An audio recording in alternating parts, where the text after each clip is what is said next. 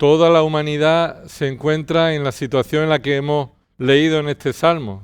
El Salmo 36 dice que el hombre está en la condición, junto con todo el resto de los hombres, no hay ni un solo hombre que sea justo. El pecado que mora en el corazón del hombre le engaña a la hora de identificar su situación. Le engaña para entender el pecado, la iniquidad y aborrecerla. Dice el versículo 2, sus propios ojos, la transgresión le engaña en cuanto a descubrir su iniquidad y aborrecerla. Dice la Escritura que no hay justo ni siquiera uno. Toda la humanidad nos hemos rebelado contra Dios. Le hemos dado la espalda y no solamente le hemos ignorado, sino que también nos hemos rebelado contra Él. Los seres humanos somos hostiles contra Dios. Adán desobedeció y esto hizo que toda la humanidad cayera en esa condición. Y porque Adán pecó, toda la humanidad pecamos con él. Si tú hubieras estado allí, hubieras pecado. Es más, estuviste allí, como dice la Escritura. En sus lomos estuviste y ese pecado se transmitió a toda la humanidad. Así que la humanidad está unida. Hay unidad en la humanidad. Y la unidad de la humanidad se resume en su condición pecaminosa. Por más que tú puedas decir, yo no soy pecador, o yo no he pecado, o yo no he matado a nadie, ese es el engaño de tu corazón. El Salmo 36 hemos leído que el pecado de tu corazón te engaña para identificar tu verdadera situación. Todos somos pecadores. Estamos separados, destituidos, no alcanzamos la gloria de Dios y por eso su ira está sobre nosotros. Esa es la unidad del ser humano. Es pecador y por eso merece la ira de Dios, porque Dios es justo. Pero Dios también es un Dios de misericordia.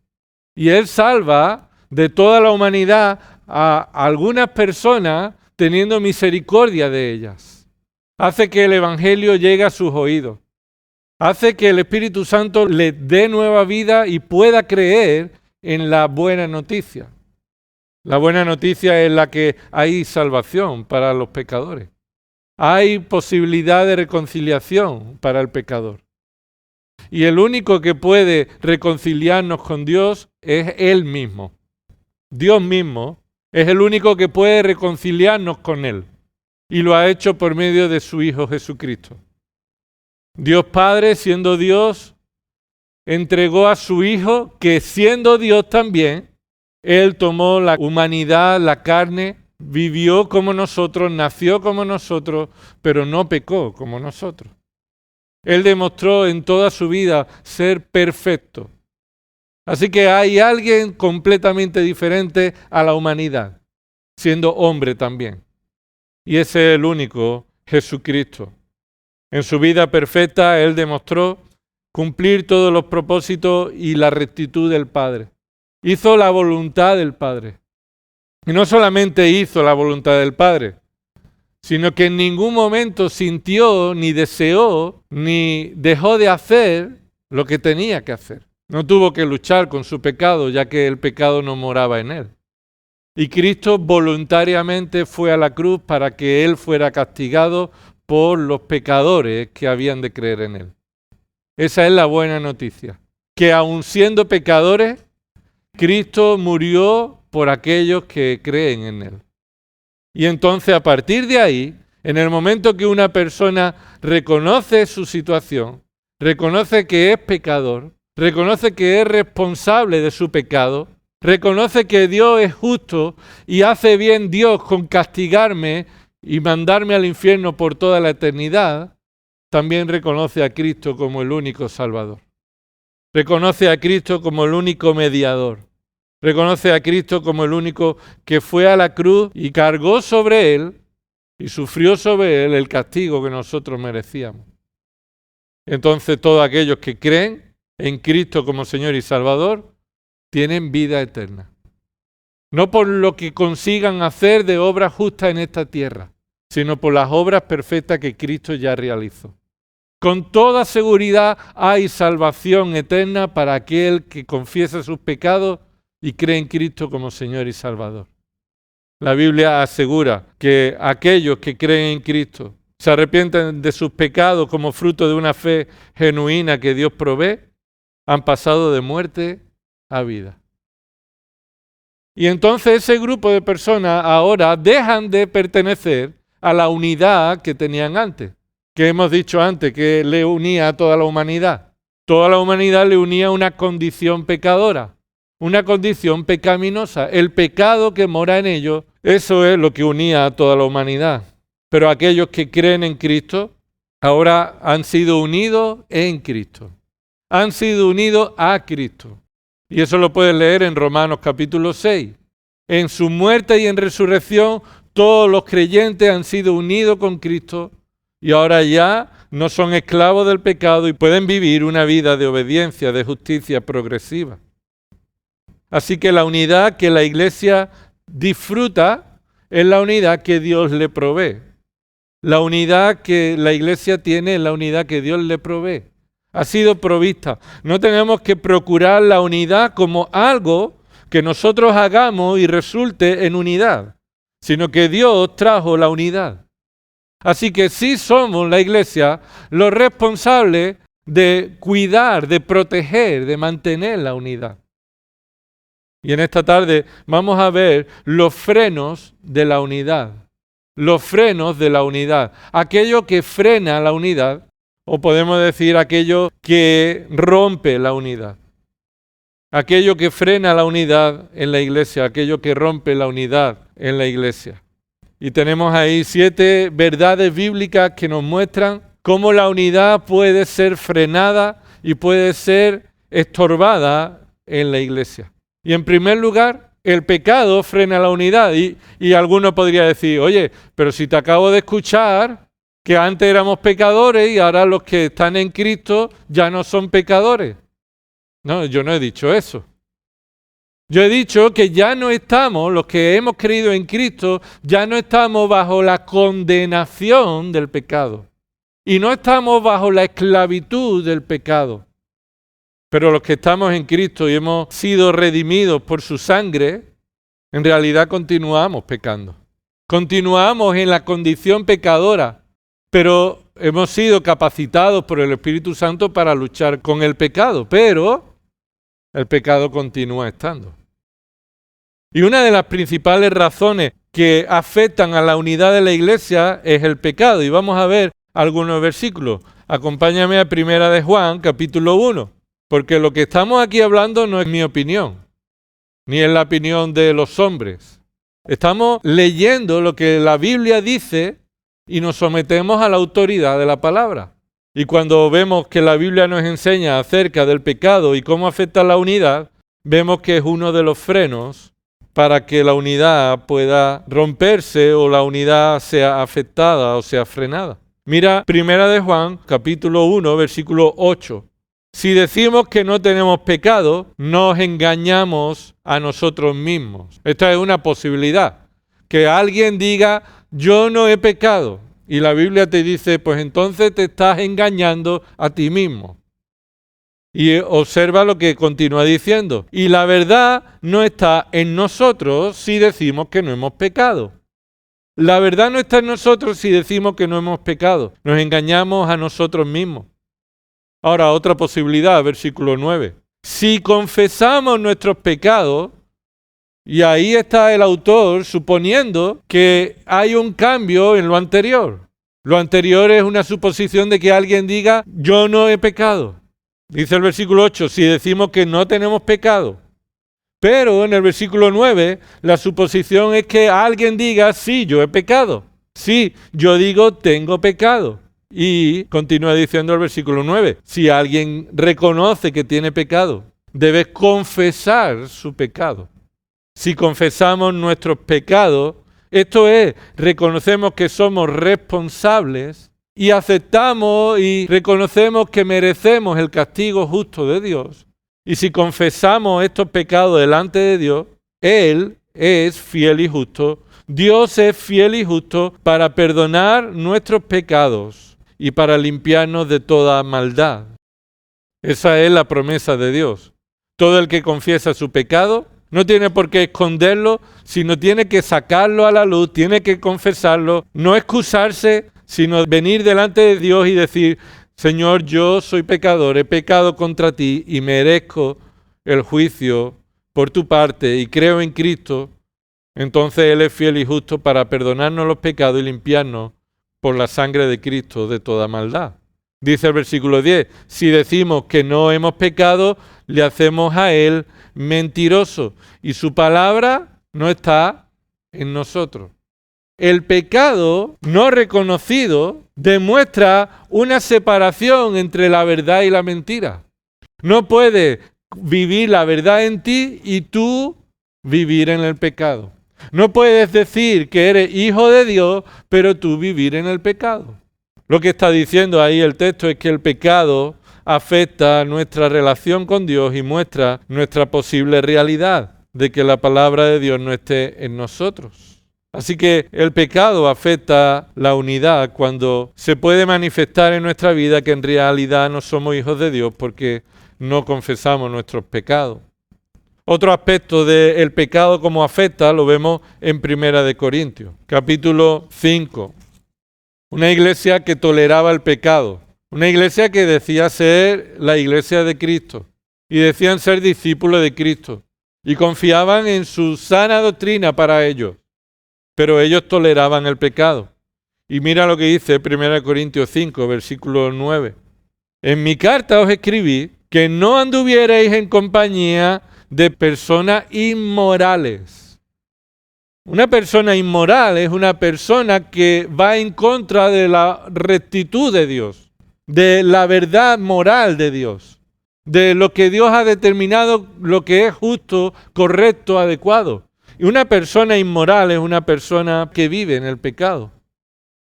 Así que Pablo le dice, en mi carta os escribí que vuestra comunión, vuestra relación se rompe y debe estar rota con aquellos que son inmorales. A aquellas personas que viven en el pecado y no se arrepienten de él. Versículo 10 dice, no me refería a la gente inmoral de este mundo. ¿Por qué dice Pablo eso? Porque posiblemente esta iglesia confiaba en separarse del mundo. Y decía, no, nosotros no nos juntamos con personas del mundo que son inmorales. Y dice Pablo, si yo no os escribí eso, no os escribí para que os alejarais del mundo que no cree en Cristo. Es más, que el versículo 10 dice, no me refería a la gente inmoral de este mundo, o a los avaros y estafadores, o a los idólatras, porque entonces tendríais que salir del mundo. Lo que Pablo está diciendo, eso es imposible. Es imposible que tú no tengas relación con la gente inmoral del mundo. Lo que Pablo está profundizando es la realidad de que el pecado debe afectar y afecta la comunión, la unidad de la iglesia. Porque dice, versículo 11, sino que en efecto os escribí que no anduvierais en compañía de ninguno que llamándose hermano es una persona inmoral o avaro o idólatra o difamador o borracho o estafador. Y Pablo no pone ahí todos los pecados, pone ahí una serie de pecados que caracterizan al pecador. Alguien puede decir, yo no soy pecador. ¿Hay algo en esta lista que tú has hecho? ¿Te has emborrachado? ¿Has estado difamando o diciendo mentiras o actuando con idolatría o siendo un avaro o en definitiva pensando algo diferente a lo que Dios piensa? ¿Eso es un inmoral? Un inmoral es aquel que tiene una opinión diferente a la que Dios tiene de las cosas. Entonces Pablo está diciendo, aquellos que pecan, debe haber una separación, una división, una ruptura de la unidad. El pecado no trae unidad, sino el pecado afecta a la unidad de la iglesia. Y Pablo se lo recordó, os escribí que no anduvierais con ellos. Personas que llamándose hermanos practican el pecado. Es más, le dice, con ese ni siquiera comáis. Es decir, ni siquiera busques algún tipo de justificación en el que vas a estar con él en un ambiente de comida porque crees que eso ya no afectaría a tu relación con esa persona. No me reúno con esa persona en un culto, pero sí comiendo. Y Pablo dice, no. Es tal la situación del pecado que afecta a la unidad de la Iglesia, de manera que nosotros tenemos la responsabilidad de no juntarnos con alguien que, siendo creyente, vive en el pecado sin arrepentirse. Entonces, ¿el pecado afecta a la unidad de la Iglesia? Sin duda alguna. Es más, dice versículo 12, pues ¿por qué he de juzgar yo a los de fuera? ¿No juzgáis vosotros a los que están dentro de la Iglesia? Lo que Pablo está diciendo es que Dios juzgará a los que están fuera de la Iglesia. Y ese juicio Cristo lo traerá un día.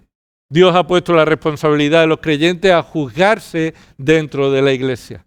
A la luz de la palabra, confrontarnos unos a otros en nuestro pecado y llamarnos al arrepentimiento en Cristo. Entonces esa es nuestra responsabilidad, juzgarnos nosotros los que estamos dentro con un justo juicio. Versículo 13, pero Dios juzga a los que están fuera.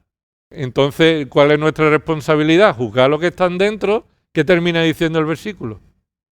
Expulsad de entre vosotros al malvado. Entonces, el pecado afecta a la unidad. No estamos unidos mientras practiquemos el pecado tolerado en nuestra vida y persistamos en eso. La unidad se frena, se ve afectada. Y un último versículo, Efesios 5, versículo 11. Y no participéis en las obras estériles de las tinieblas, sino más bien desenmascaradlas. Porque es vergonzoso aún hablar de las cosas que ellos hacen en secreto. Y esto es lo que Pablo está movido por el Espíritu Santo instruyendo a la iglesia. Que no debemos participar del pecado, pero además tenemos una responsabilidad. ¿Cuál es el mandato en este versículo? El primer mandato es no participéis, ¿verdad? Y eso es personal. No participemos en las obras estériles de las tinieblas. Es una forma de hablar, no participemos en actos pecaminosos. Que pretendemos hacer a escondidas, que se hacen en las tinieblas, algo que no quieres que otros sepan. Pero son pecados escondidos. Así que no participéis en esconder vuestro pecado o en pecados escondidos, sino más bien ¿qué? Ese es el segundo mandato del versículo. Sino más bien desenmascaradlas. Es decir, no las dejéis en las tinieblas. Vuestro pecado, sacadla a la luz, arrepentidos. Es más, el pecado que otros están manteniendo en secreto, somos llamados a quitarle la careta, a quitarle la apariencia.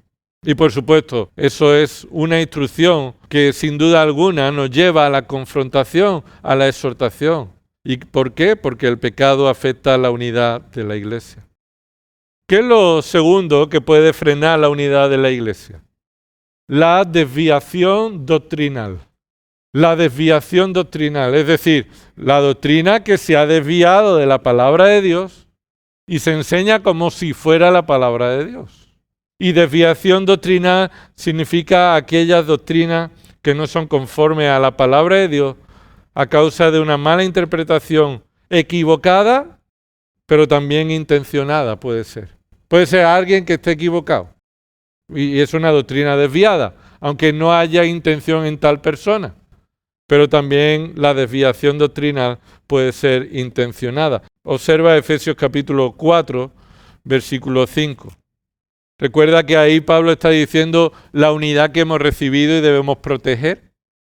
Y viene diciendo, hay un solo cuerpo, un solo espíritu, así como también vosotros fuisteis llamados a una misma esperanza de vuestra vocación, un solo Señor, una sola fe. Quiere decir que la unidad que Dios nos ha provisto en Cristo también es una unidad que Dios ha provisto por la doctrina. La doctrina es lo que Dios ha provisto por medio de Cristo para que tengamos unidad. Así que cuando nos desviamos doctrinalmente, no solamente eso va a tener repercusiones en la vida porque vas a ir por un camino equivocado y vas a sufrir consecuencias y estás desobedeciendo a Dios, estás ofendiendo a Dios, sino que también esto va a afectar la unidad de la iglesia. La unidad de la iglesia no se protege teniendo una doctrina abierta, siendo abierto de mente, teniendo una doctrina suficientemente amplia para que muchos estemos unidos. Eso es un engaño. No hay unidad cuando la doctrina es amplia y no es fiel a la palabra. Dios ha revelado en su palabra una doctrina, una sola fe. Y por tanto, cuando nos desviamos de esta doctrina, estamos atentando contra esta unidad. Mira 2 de Tesalonicenses, capítulo 3 y versículo 6. Ahora bien, hermanos, os mandamos en el nombre de nuestro Señor Jesucristo que os apartéis de todo hermano que ande desordenadamente y que dice, que no es solamente que ande en pecado, que dice, y no según la doctrina que recibisteis de nosotros. La unidad se ve afectada cuando, además de pecado, también puede haber una desviación doctrinal. Cuando no vivimos ni creemos lo que los apóstoles enseñaron. Cuando no creemos lo que Cristo enseñó. O creemos que los apóstoles enseñaron algo que Cristo enseñó diferente. O creemos que Cristo enseñó una cosa, los apóstoles enseñaron otra y los que vinieron después enseñaron cada cual lo suyo. O tenemos libertad para establecer qué debemos creer. Hermanos, no tenemos libertad para definir la verdad. No tenemos libertad para definir la doctrina, sino que somos llamados a protegerla y cuidarla, porque dice aquí, observa, que se nos da de nuevo ese mandato, que nos apartemos de todo hermano que anda desordenadamente y no según la doctrina que recibisteis de nosotros. ¿Por qué? Porque la doctrina nos guarda y nos protege en una unidad, en una verdad.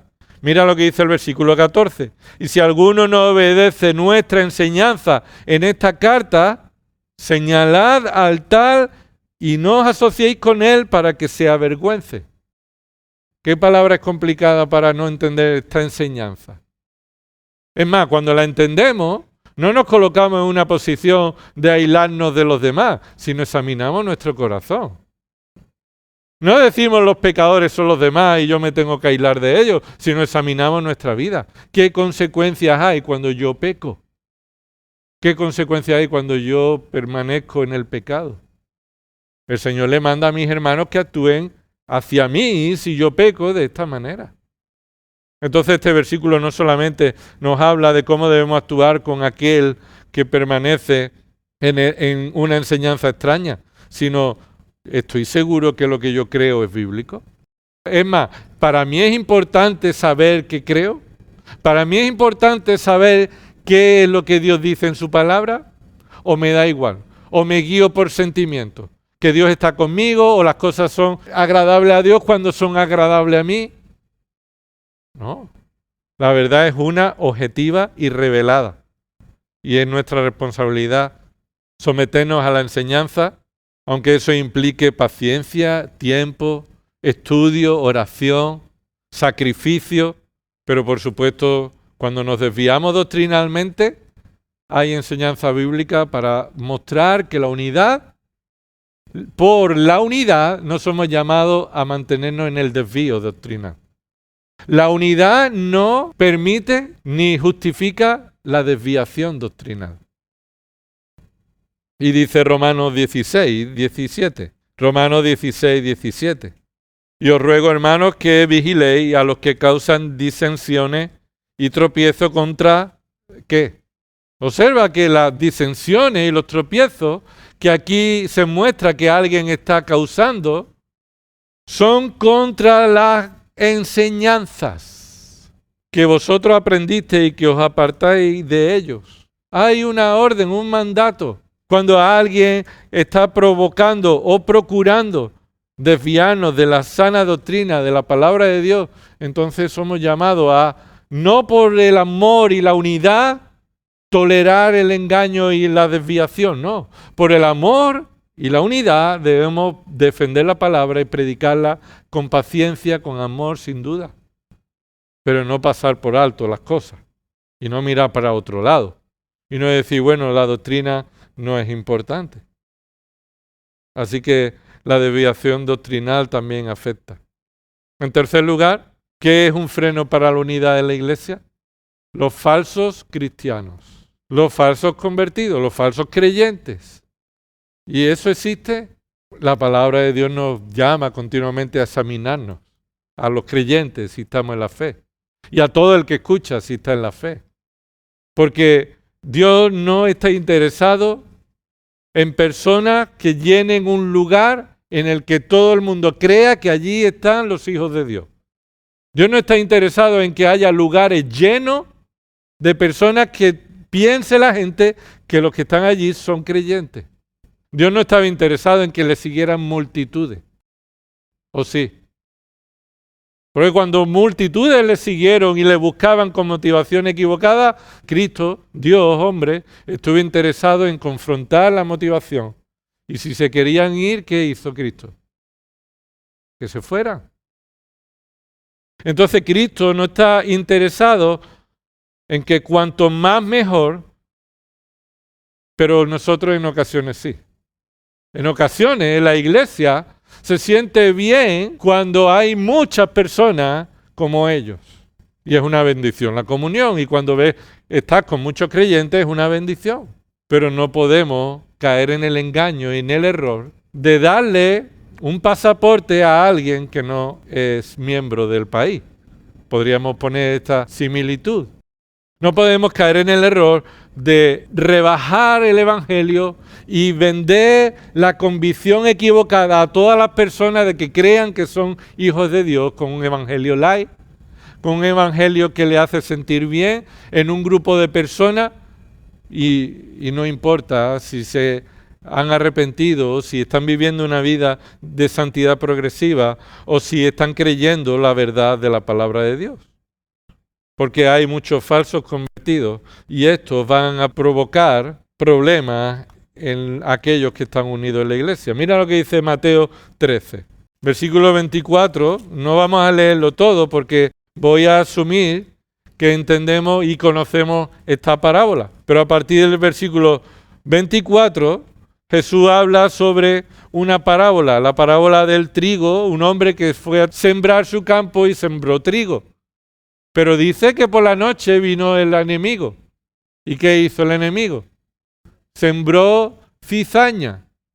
Y los que conocen de esto, el trigo y la cizaña es muy parecido. Es muy difícil de diferenciar cuando está creciendo el trigo de la cizaña.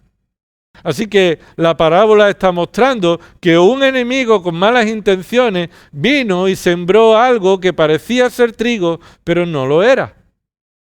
Entonces dice el versículo 28, y les dijo, un enemigo ha hecho esto. Y los siervos le dijeron, ¿quieres pues que vayamos y la recojamos? Pero él dijo, no sea que al recoger la cizaña arranquéis el trigo junto a ella. Lo que está mostrando aquí es que, esa no es vuestra tarea concreta. Así no se hace. Sino más bien dejadla, dice el versículo 30, dejad que ambos crezcan juntos hasta la siega, hasta un punto. Y la siega es cuando el trigo ya está dando fruto. ¿Y sabe qué hace el trigo cuando da fruto? Cae por el peso del grano y la cizaña queda erguida. Ahí no hay un significado de orgullo, ni humillación, ni nada de eso. Simplemente que hay un momento en el que sí se muestra la diferencia. Entonces, espérate. Habrá un momento en que se muestre esa diferencia. Y en el versículo 36, entonces dejó a la multitud y entró en la casa y se le acercaron sus discípulos diciendo, explícanos la parábola de la cizaña y del campo. Y respondiendo él, dijo, el que siembra la buena semilla es el Hijo del Hombre, y el campo es el mundo, y la buena semilla son los hijos del reino, y las cizañas son los hijos del maligno. Y el enemigo que la sembró es el diablo, y la siega es el fin del mundo, y los segadores son los ángeles. Por tanto, así como la cizaña se recoge y se quema en el fuego, de la misma manera será el fin del mundo.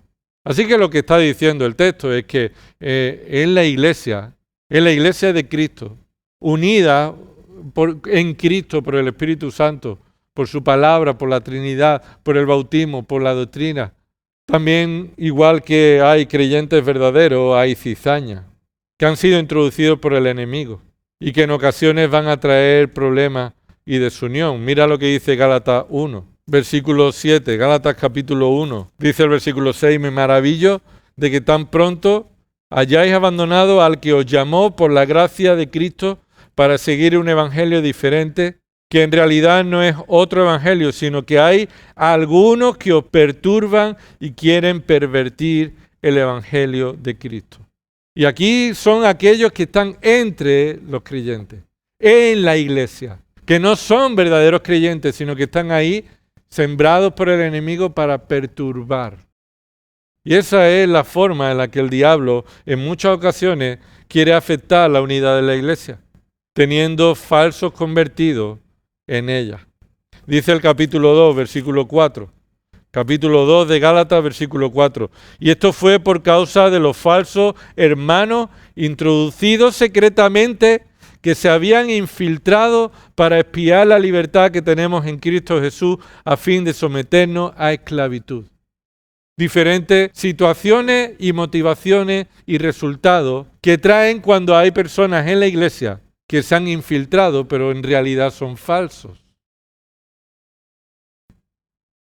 Y esos falsos creyentes tienen la motivación, en este caso, infiltrados para espiar y someterlos a la esclavitud del legalismo y de una religión de hombres, en lugar de que han venido a los pies de Cristo y han sido salvados por Él.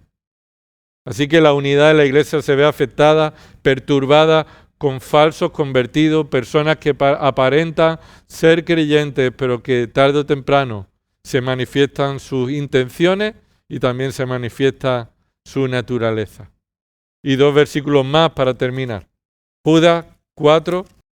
De nuevo, Judas está movido por el Espíritu Santo para enseñar a la iglesia de cómo deben pelear y contender ardientemente por la fe que una vez y para siempre fue dada a los santos. Dice ahí el versículo 4, pues algunos hombres se han infiltrado encubiertamente. Y esto es, se han infiltrado disfrazados. Encubiertamente no es que se han colado por aquí por la noche.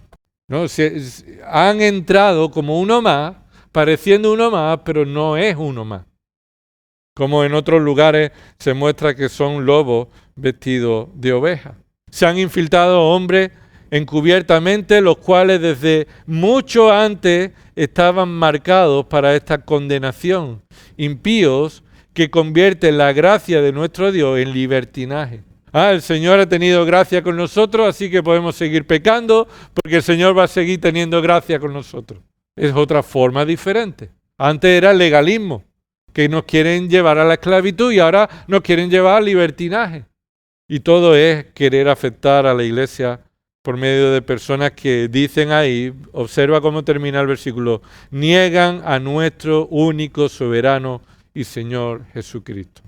Es decir, con su actitud están negando la realidad de quién es Cristo y entonces no son hijos de Dios, no son parte de la iglesia.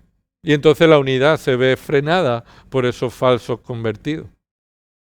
Así que para no tener falsos convertidos, la solución no es tener un listón alto, que es lo que en muchas ocasiones nosotros como hombres podemos llegar a pensar, que para que haya verdaderos convertidos vamos a subir el listón y quien no pase por el listón de una vida perfecta, entonces no es un verdadero creyente.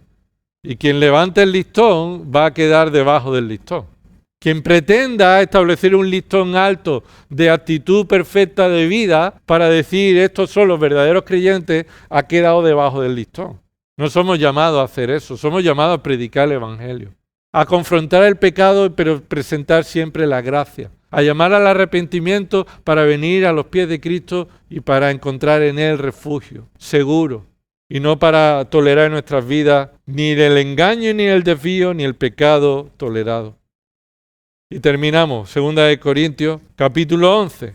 2 de Corintios, capítulo 11, 8. A otras iglesias despojé, tomando salario de ellas, para serviros a vosotros. Y cuando estaba con vosotros tuve necesidad, a nadie fui carga, porque cuando los hermanos llegaron de Macedonia, suplieron plenamente mi necesidad, y en todo me guardé y me guardaré de seros carga. Como la verdad de Cristo está en mí, este gloriarme no se me impedirá en las regiones de Acaya. ¿Por qué? Porque no os amo, Dios lo sabe. Pero lo que hago, continuaré haciéndolo a fin de privar de oportunidad a aquellos, y observa, cuando dice aquellos, se refiere a falsos creyentes que le acusan a él. privar de oportunidad a aquellos que desean una oportunidad de ser considerados iguales a nosotros en aquello en que se glorían. Lo que se está refiriendo es que había personas que decían que ellos eran iguales que Pablo y demandaban ser sostenidos igual que Pablo tenía derecho. Y entonces Pablo dice, yo he tenido necesidad y no he reclamado mi derecho a ser sostenido en lo material, para que aquellos que toman ese argumento para vivir sin ser verdaderos apóstoles queden al descubierto, porque a veces los siervos de Dios tienen que vivir en la dependencia del Señor sin demandar nada para sí mismos. Y observa el versículo 13, porque los tales son falsos apóstoles. Y esos tales son aquellos que desean una oportunidad de ser considerados igual que Pablo y ser sostenidos. Pues tales son falsos apóstoles, obreros fraudulentos que se disfrazan como apóstoles de Cristo. Y no es de extrañar, pues aún Satanás se disfraza como ángel de luz. Por tanto, no es de sorprender que sus servidores, es decir, los servidores ¿de quién? De Satanás, también se disfracen como servidores de justicia, cuyo fin será conforme a sus obras. Porque no están bajo la gracia, entonces están bajo la condenación de sus obras. Y estos son falsos creyentes, falsos convertidos, falsos apóstoles. Da igual que sea un falso convertido que no tenga responsabilidad o sea un pastor que tiene responsabilidad. Puede ser igual de falso. Y aquí nos está diciendo Pablo que esta realidad afecta a la unidad de la iglesia. Señor, te damos gracias por mostrarnos el cuidado que tenemos que tener de guardar la unidad que nos has dado en Cristo. Por eso confesamos nuestro pecado. De nuevo queremos no ser engañados, como hemos leído en el Salmo, por el pecado que está en nosotros. No queremos acabar ni fallar en el error de no ver pecado en nuestra vida, porque en realidad, Señor, es la luz de tu palabra que nos muestra nuestra condición y nos lleva a Cristo, aquel que es el Cordero sin mancha. Cristo que es el hombre perfecto, quien ha pagado el castigo que merecíamos nosotros para que nosotros fuéramos librados por su muerte en la cruz y la resurrección de los muertos. Por eso, Señor, te pedimos que nos convenzas, nos sigas convenciendo de pecado, de que somos pecadores y por eso merecemos tu ira, y que no hay manera de librarnos si no es por medio de Cristo. Por eso te rogamos que nos ayudes, Señor, a no desviarnos de tu doctrina, a no establecer nuestra opinión como nuestra guía y brújula. Señor, que nos sometamos y mostremos y necesitemos tu verdad. Que cada día, Señor, estemos ocupando un tiempo especial en nuestro corazón a llenarnos de tu palabra, a estudiarla, a escudriñarla y también a vivir en obediencia a ella. Señor, te pedimos que tú traigas claridad a nuestra mente y no nos dejemos llevar por una falsa conversión, por una falsa creencia de ser hijos tuyos, cuando en realidad estamos creyendo en nosotros mismos. Señor, te pedimos que si hay alguien que cree que es creyente y muestra esta realidad a los demás, pero no es la verdad, Señor, te pedimos que tú le muestres su error, su engaño, y que por sus obras está destinado a la condenación a menos que se arrepienta. Señor, te pedimos que tú nos ayudes a cuidar la unidad de tu iglesia, porque es tuya, te pertenece a ti y no es la iglesia de los hombres. Todo esto oramos en el nombre de Jesús. Amén.